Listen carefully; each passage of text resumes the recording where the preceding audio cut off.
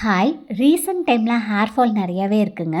அதை ரெடியூஸ் பண்ணுறதுக்காக anti hair fall shampoo use பண்ணுற போது ஹேர் வந்து ரொம்ப ட்ரையாக வந்துட்டு இருக்குது. ஸோ நான் வந்து பீப்ளண்ட்டோட hair fall control shampoo and conditioner தாங்க யூஸ் பண்ணுறேன்.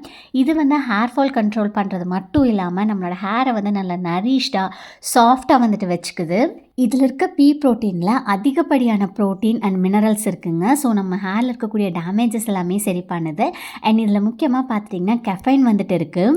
இது ஹேரை நல்லா நரிஷ்டாக வச்சுக்குது. அதே மாதிரி ரூட்ஸை வந்து நல்லா ஸ்ட்ரென்தன் பண்ணுங்க.